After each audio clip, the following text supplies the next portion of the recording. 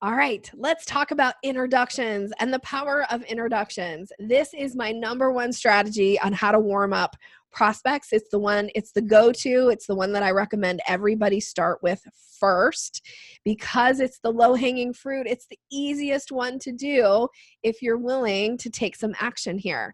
All right, so let's talk about the ways to make or have introductions made on your behalf. So number one is to work your network. Your network is such a prized possession. It's such something you have curated for years and years and years. Let's not just leave it sitting out there and go oh, maybe someday I'll use my network. No, let's use your network right now because your network is going to be what opens doors for you for new business. I love teaching people how to use their network and using it effectively without it sounding like you're being needy and aggressive and any of that. This is about ease and just opening those doors and allowing for people to really serve you and help you and really ultimately grow your business. All right. So number 2 on the fill in the blank here on page 5 is that you've got to ask. You have to get the words out of your mouth and ask people to make introductions. You cannot just assume that if they want to make an introduction for you, they will. Oftentimes they won't because they're busy, because they're thinking about a million other things and it's not front of mind for them. So by making it super easy and asking, oftentimes this is how we get what we want out of life. I think Jack Canfield said, if you're not making enough sales or getting what you want out of life, chances are you're not asking, or something like that. That's a quote from Jack Canfield. I just kind of butchered it a little bit, but the whole premise here is that asking is how we get what we want out of life. So we've got to ask. Number 3 is that we need to make it really easy for the person doing the introduction. That means that oftentimes we might even need to write what the introduction would be so they can just cut and paste it in an email to the person that you want to be introduced to. Be willing to take those extra steps or let people know that you will happily write up the introduction if that would help make it easy for them to do. Who doesn't like to do something that takes them 2 seconds versus something that's going to take them 10 minutes, right? So make it easy for them.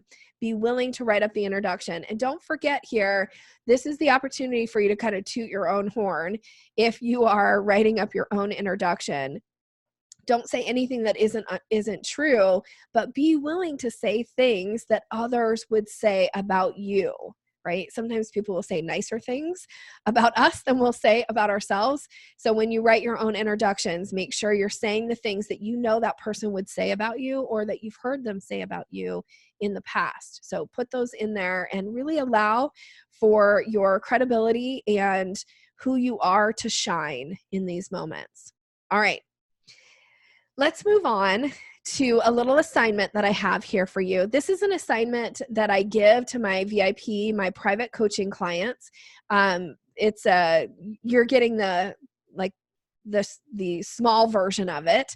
They get a much more intense version of this, but I'm going to give you the steps so that you have them so you can take this and run with it and continue to use this as you are making and building introductions and building business in the market. So here are the steps. Step 1 is I want you to make a list of 5 people who are going to be easy people for you to ask to make introductions for you. So I suggest that you think of who are 5 people that are raving fans of you.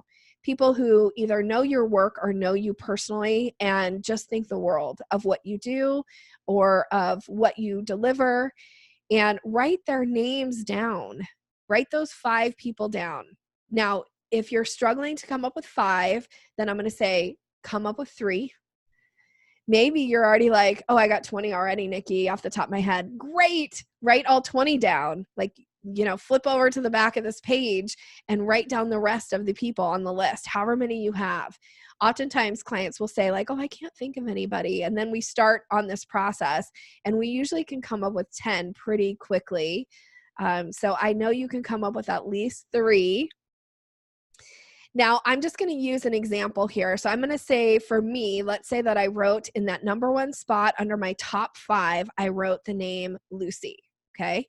So then step 2, I want you to think about Lucy or whoever's on your, 1, 2, 3, 4, and 5. When you think about each person and think about who do they know that they might be able to introduce you to or might be willing to introduce you to. Who do they know?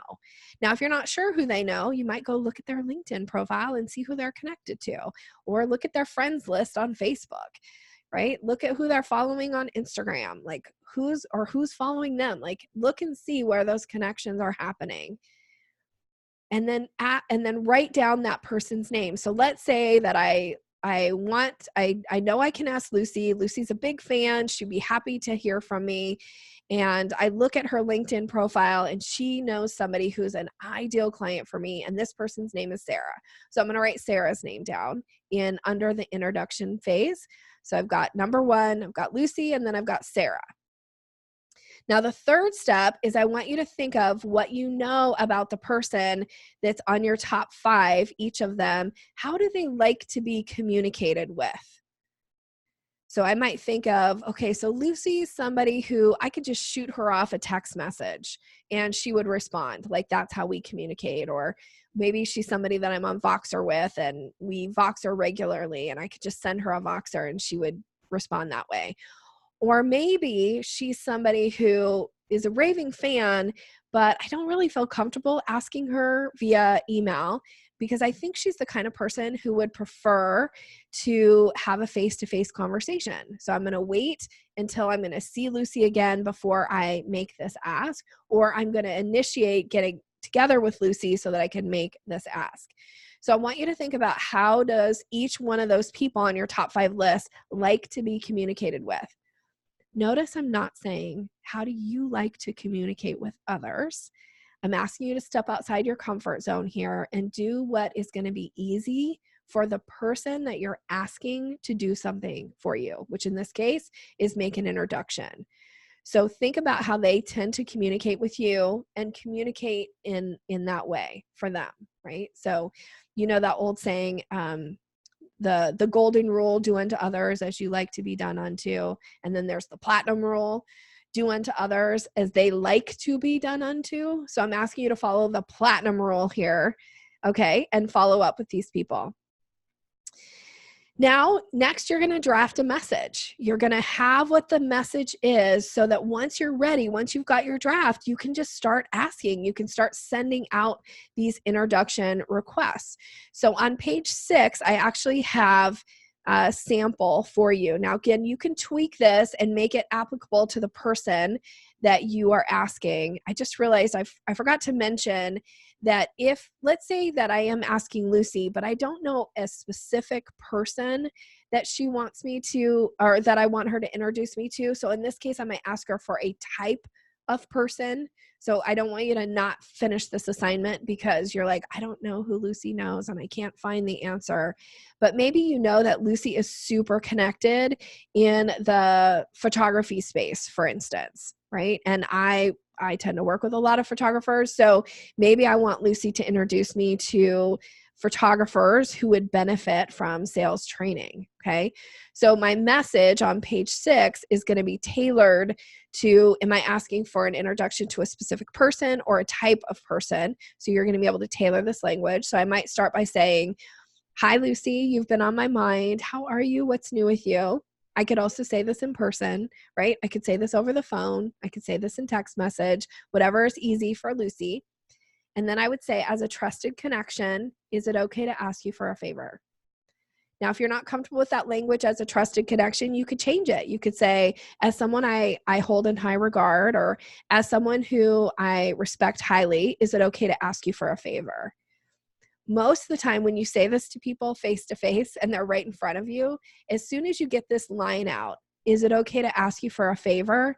Their head starts to do this. They don't even know what you're going to ask, but they're already giving you the like, yes, you can ask me for a favor. Doesn't mean they'll do it, but you can ask, right? So I love to say this. Can I ask you for a favor? Is it okay to ask for a favor? One of the areas of focus of my business is to work with more photographers, and you're so well connected in this particular area. And I'm wondering if you might be willing to make an introduction on my behalf to, and I could actually put a photographer's name in here. I could say to Sue Bryce, or I could say to, Nikki or some type of a photographer that I would like for that person to introduce me to, right? So you could input somebody's name, or you could just say, you're so well connected in this particular area, and I'm wondering if you might be willing to make an introduction on my behalf to women photographers who would benefit from what I offer. So you can tweak that language a little bit. And then you say, thank you in advance for your consideration. Please reach out at any point when I can be a resource to you. Please don't leave this line off of the email message. Please make sure you include it. When you say to somebody, like, I would definitely be a resource to you in some way, doesn't mean that you're asking necessarily or saying, like, if you'll introduce me to this person, I'll introduce you to this person. It's more saying, like, hey, I am totally willing to be a resource to you in whatever capacity that makes sense for you. So be willing to put that line in, because we like this give and take part of the relationship.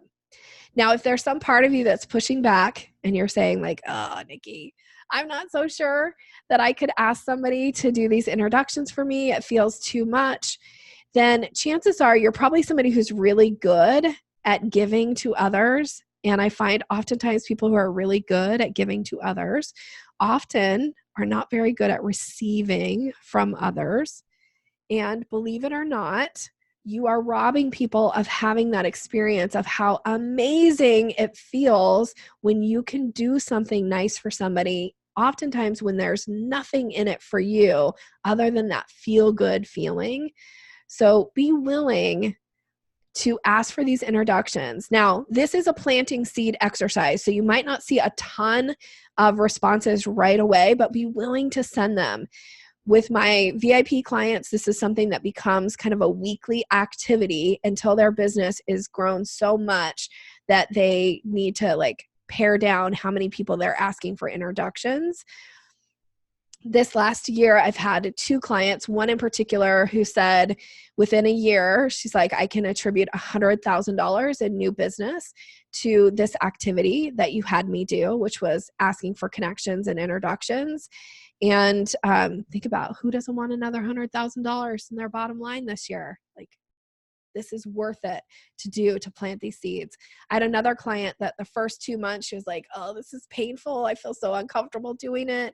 But she was willing to do it anyway. And within 2 months, she had closed like $60,000 in new business that she could track back to these introductions. So this does work. It might not be these huge numbers for you, but it might be enough that it's worth it for you to do. And you never know how that new business is going to translate into more business down the road. So this is an activity I definitely require of my private coaching clients, and it's something I'm going to encourage you to do in all my support, loving support pouring out to you to say, like, just do it and see what happens.